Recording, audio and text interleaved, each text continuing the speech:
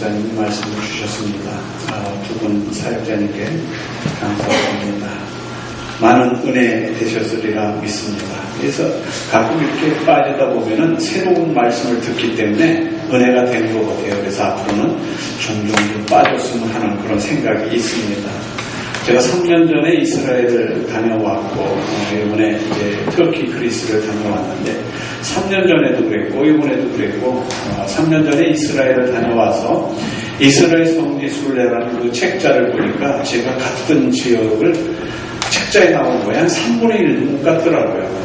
그래서 이번에도 소아시아 지방하고 그리스 지방을 이렇게 다녀온 다음에 이렇게 보니까 역시 3분의 1도 못 다녀왔더라고요. 그런데 보통 3번을 성지순례를 하라고 이렇게 얘기를 합니다. 예수님의 행적을 쫓는 예루살렘 성지, 그 다음에 바울의 행적을 쫓는 소아시아 지방, 터키와 그리스 지방, 그 다음에 구약의 행적을 쫓는 이집트를 비롯해서 그쪽 동면으로 가라고 그러는데, 이제 예루살렘 지역하고 소아시아 지방 갔으니까 이제 구약 배경을 한번 갔다 오면 되겠습니다.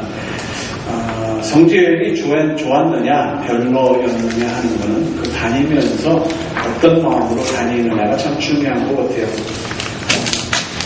우리처럼 한 지역을 갔을 때 그 가이드의 그 설명을 들으면서 뭐 단 몇십 분에 다녀오는 그런 우리 같은 사람들이 있는가 하면 그 지역에서 몇 년째 선교를 하고 있는 선교사들도 있고, 또 거기서 평생을 사는 대대로 사는 그런 현지인도 있습니다. 그렇지만 단 몇십 분 그 지역을 다녀오지만 그 가이드의 설명, 몇 년을 거기서 사는 사람 살면서 목회를 하고 있는 그런 선교사들의 얘기를 들으면서 내가 거기서 몇십 분밖에 머물지 않았지만 몇 년을 거기서 사는 것 같은 그런 정보를 많이 얻습니다. 그래서 지난번에 이스라엘을 다녀왔을 때도 이렇게 설교하는 과정에서 생동감이 있다. 진짜 내가 같이 가본 것 같다. 그래서 성경이 좀 더 많이 이해가 됐다 하는 얘기를 많이 들었습니다.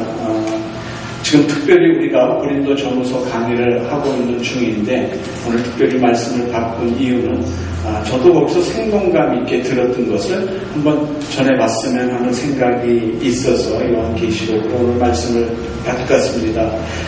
이와 같은 여건을 허락해 주신, 또 물질적으로 도움을 주신 분들 정말 감사하고요. 환경을 허락해 주신 하나님과 성도님들께 깊은 감사를 드립니다. 오늘 읽으신 요한계시록은 오늘 3장을 읽었는데 1장에서는 그렇게 시작을 합니다. 이 말씀을 읽는 자와 듣는 자와 기록한 것을 지키는 자가 복이 있다. 그렇게 시작을 합니다. 그리고 7 교회를 향해서 주신 사도 요한의 말씀을 기록해 나갑니다. 그 중에서도 오늘 읽으신 라오디게아 교회에게 주신 말씀은 7 교회 중에서 제일 마지막에 주신 말씀입니다. 각 교회가, 7 교회 중에서 각 교회가 칭찬도 듣고 책망도 들었지만 특별히 라오디게아 교회는 책망만 들은 그런 교회입니다. 한 번도 칭찬을 듣지 못한 교회.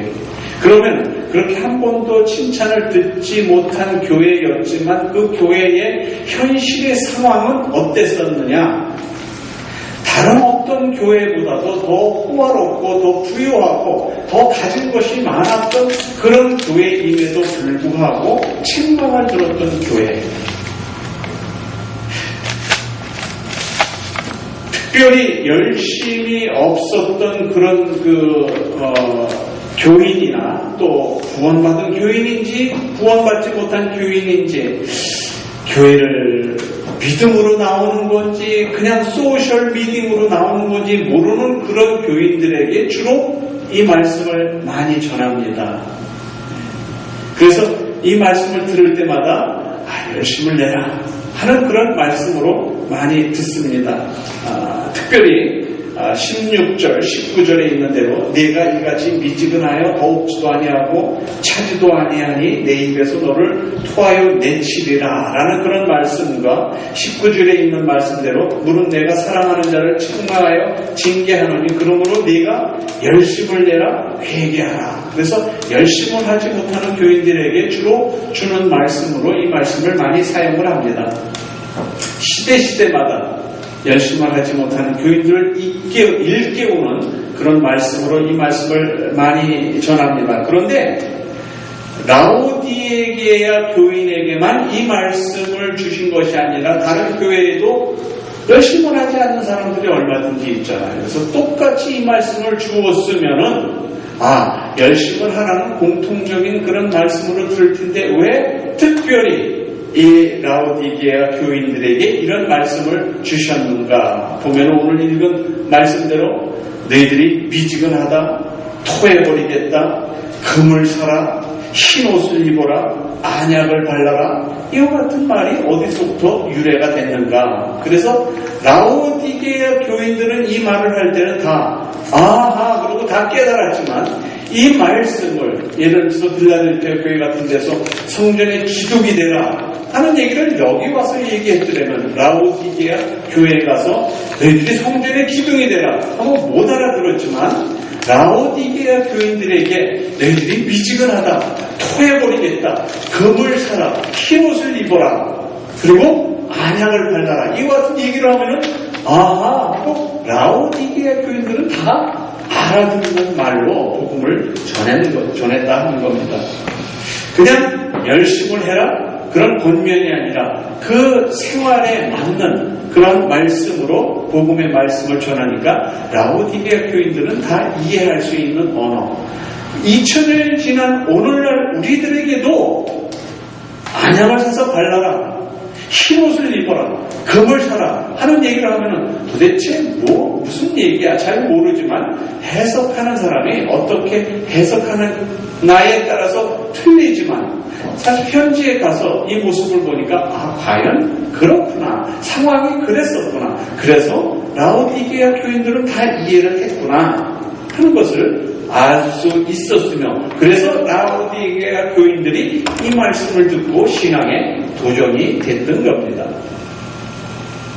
오늘 말씀 15절 16절을 보면 그렇습니다. 다시 한번 같이 읽죠. 시작.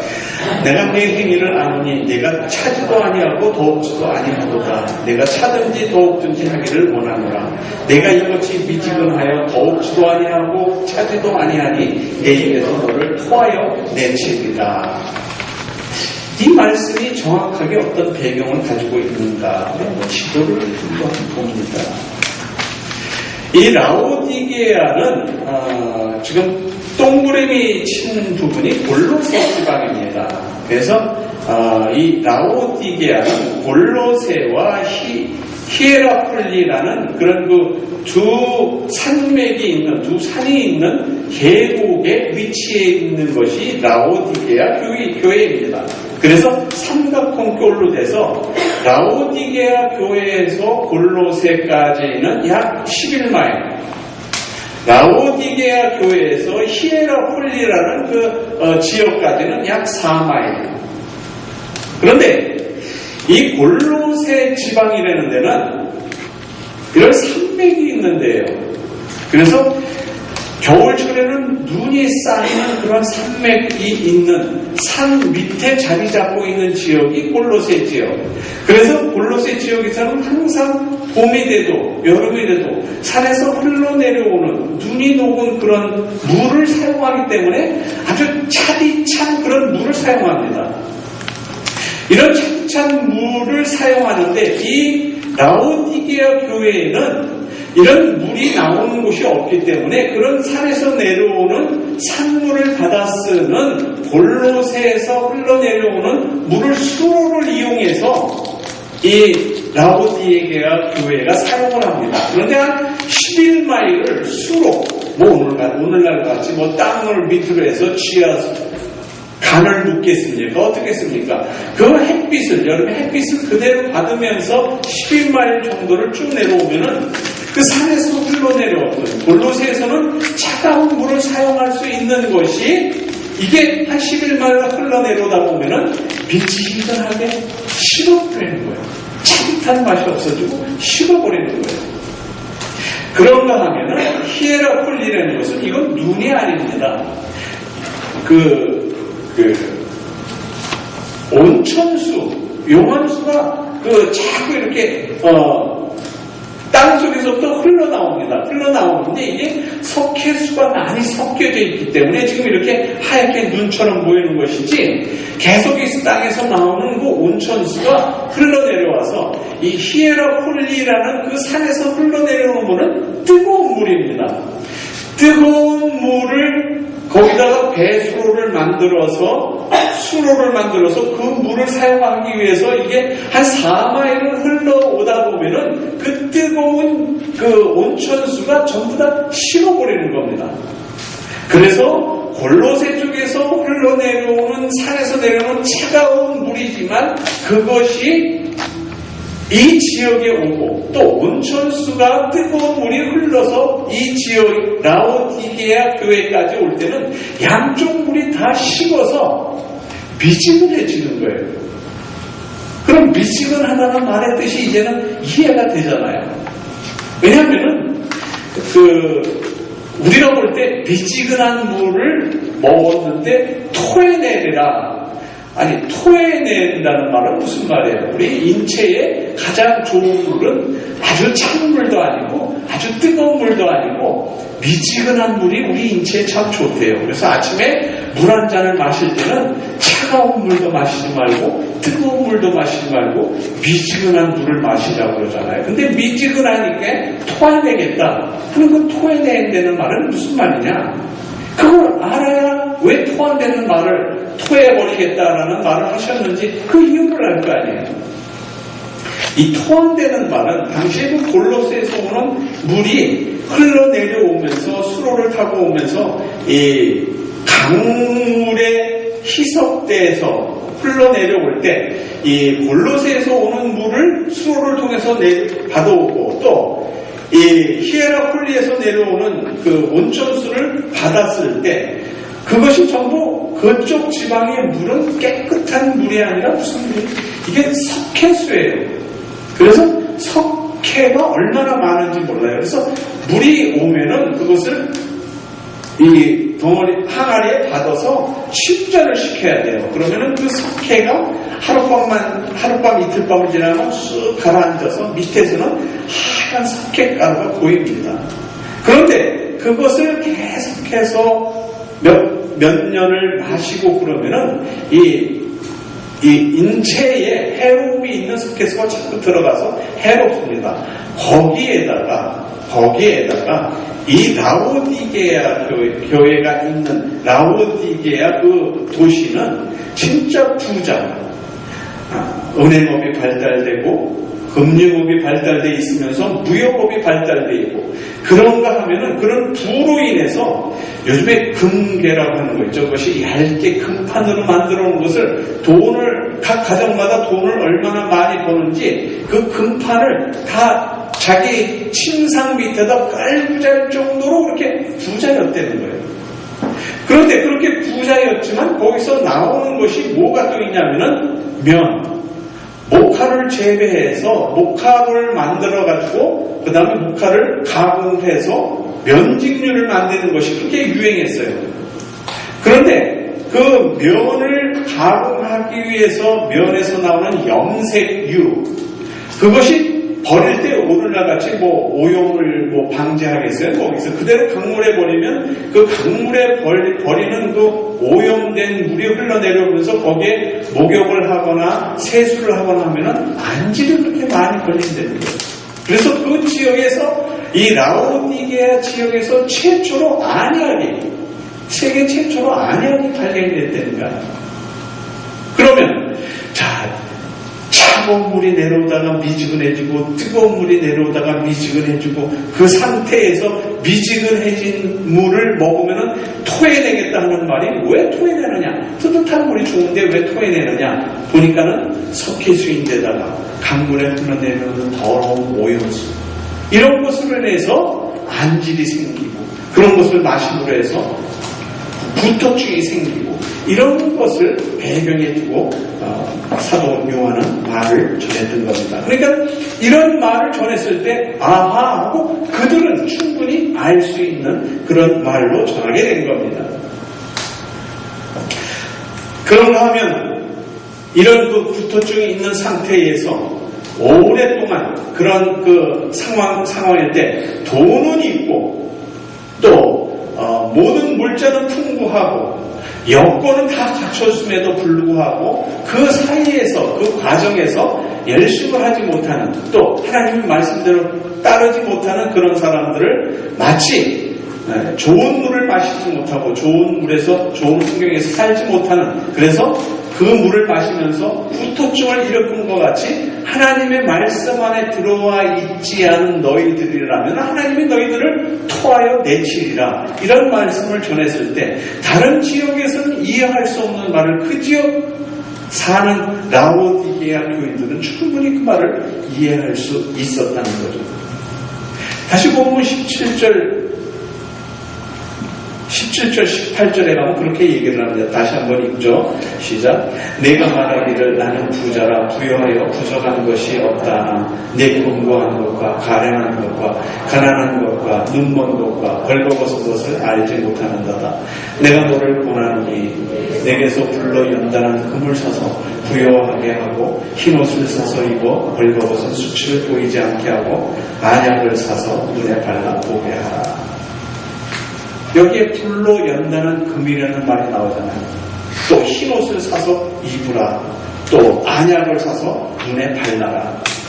불로 연다는 금이라는 것은 아까도 얘기했죠. 너무 부유한 거예요. 자, 목화를 따서 면직. 그 지역에 가니까는 이 목사들 사모들이 마후라 있죠. 그 여자들이 하는 거 머플러라 그러나요? 그걸 그렇게 찾는 거예요.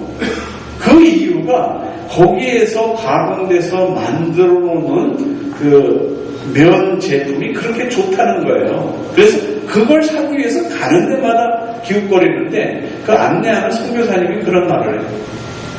그냥 미국에서 오셨으면 그냥 미국에 가서 사세요. 거기 있는 게 더 좋고 거기 있는 게 더 싸요. 여기 요새 만드는 거는 옛날 같지 않아요. 그런 얘기를 하는 거예요. 근데 왜? 거기서 사면 그래도 메디인 메디인 현지에서 만들어 놓은 곳이기 때문에 그 현지에서 있는 걸 누구나가 사기를 원하는 거예요. 근데 그쪽 사람들은 그렇게 면을 가공하고 그렇게 해서 부자가 되고 그 사람들이 그 목화를 따서 면을 가공해서 흰옷을 만들어서 입었는데 그 흰옷이 어디까지 팔려나가냐 하면은 로마 원로원에 그거 우리 영화 보면은 원로원에 있는 그 의원들이 하얀 가운을 이렇게 거치고 있잖아요. 그게 바로 메디인 라오디게아. 그래서 메디인 라오디게아 그러면 이건 좋은 면에서 뽑은 그런 실들. 그래서 인기가 있었다는 거예요. 오늘날로 말하면 명품 중에 하나였다는 거예요. 그러니까 그런 명품을 세계의 중심지라고는 로마 원로원에서부터 구입을 하니까는 뭐 다른 사람 좀 이때는 사람들이 얼마나 많이 구입을 하겠어요. 그러니까 그렇게 가공해서 팔면은 돈이 들어오니까 돈이 너무 많으니까는 이 교인들이 전부 그 금판을 침대 밑에 깔고 생활할 정도로 그렇게 부유했다는 거예요. 그래서 너희들이 물질적으로는 풍부해서 그렇게 금을 소유하고 있지만 그 금을 소유하고 있다는 것이 세상적으로는 너희가 그렇게 훌륭하고 있지만 하나님의 말씀에 보면은 너희들이 불로 연단한 금을 사라 그러잖아요. 하나님의 말씀에 비추어서 깨끗하게 정화된 그런 금과 같은 신앙은 너희들이 소유하지 못했다 하는 그런 말씀을 하는 겁니다. 그러니까 영적으로는 너희들이 세상적으로는 금판을 깔고 잘 정도로 부유하지만 영적으로는 너희들이 얼마나 가난한지를 너희들이 깨달아라 하는 그런 말씀으로 주시는 겁니다. 흰옷을 사서 입으라 그런 말씀을 드렸잖아요. 정말 너희들이 흰옷을 사서 로마의 원로원에서 그 의원들이 입을 수 있는 깨끗하고 희고 아름다운 옷을 너희들이 만들어서 그들에게 팔고 너희도 입었지만 하얀 세마포의 옷, 하나님의 말씀으로 정화된 깨끗한 그런 옷을 너희들은 걸치지 못했다 하는 그런 말씀을 하는 겁니다. 안약을 사서 눈에 발라라. 아까도 얘기했지만 눈에 정말 눈을 깨끗하기 위해서 더러운 물에 씻고 눈에 눈병이 걸리면은 그것을 하기 위해서 세계 최초로 거기서 안약이 개발이 됐지만 그렇게 해서 안약을 발라서 눈을 낫게 하는 너희들의 실상 안에 있는 그런 모습 그대로 너희들은 안약을 받아서 낫지만 눈을 떠서 이제 세상의 것을 보지 말고 영적인 것, 하나님의 말씀에 영적인 눈을 떠서 하나님의 말씀을 너희들이 더 깊게 연구해야 되지 않겠느냐 하는 그런 말씀으로 주시는 겁니다.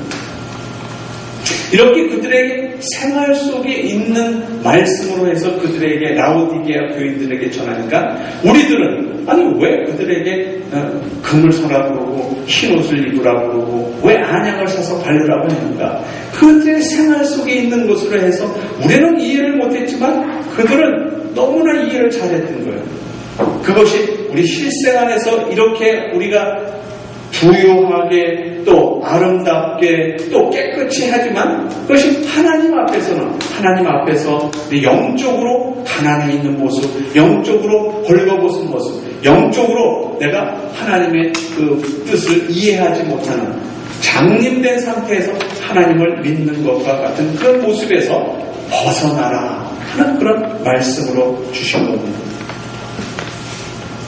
결론을 말하자면 라오디게아 교인들은 겉모습에 치중했던 그런 교회였습니다. 남들에게 보여지기 위해서 만들어진 그런 교회. 그래서 영적인 자신의 모습에 신경 쓰지 못하고 남들에게 어떻게 보여지느냐에 굉장히 신경을 쓴 그런 교회. 그렇게 남들에게 어떻게 보여지는가에 따라서 신경을 쓰다가 결국은 하나님께 책망을 듣는 그런 교회가 된 겁니다. 똑같잖아요. 오늘날에 세계 최대 교회를 이끌었다는 능력의 종이라고 평가받았던 사역자가 횡령, 탈세, 오명을 쓰고 유죄 판결을 받을 수밖에 없었다는 그런 것을 보면서 우리는 무엇을 생각하는가?